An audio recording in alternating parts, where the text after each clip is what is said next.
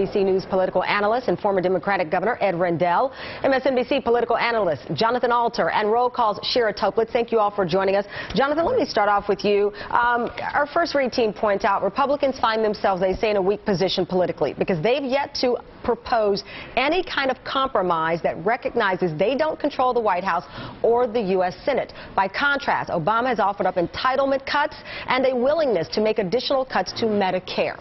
Isn't that the heart of what is compromise? You must offer up something? Well, they don't think so. And Tamron, there's no election. We got almost 2 years before the next election. So the fact that they are half as popular as President Obama, they don't give a rat's patootie. You think so? They don't care. What they'd like to do is lock in everything they say. Inaction. Everything they say and everything they are not doing. They are not prepared to negotiate.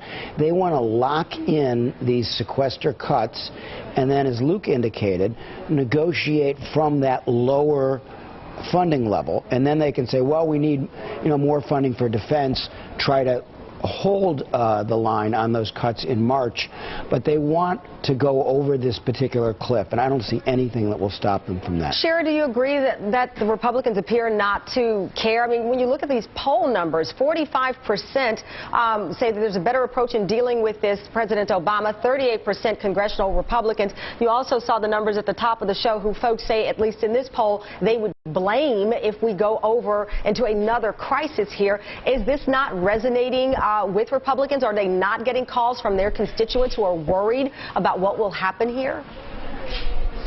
Probably not. What Republicans have done here is really back themselves into a corner by saying we won't consider any revenue generators in any kind of deal to push the sequester off, to delay it, or even to altogether get rid of it. And in this case, they aren't in a good negotiating position. And I doubt a lot of these members who represent much more redder districts, much more Republican districts than some of these Democrats who represent a little more competitive districts just by the nature of these way these House districts are drawn. I mean, they're probably not getting a lot of phone calls about it. If that's true, then why do you have Karl Rove, for example? He's got this op-ed in the Wall Street Journal, a better Republican sequester strategy, implying that the one they currently are offering up is not the best. He says, my own recommendation is that the House Republicans should pass a continuing resolution next week to fund the government for the balance of the fiscal year, the lower level dictated by the sequester, with language granting the executive branch the flexibility to move funds from less vital activities. That's exactly what Luke was saying, but he says, true, Mr. Obama may use that flexibility to cut spending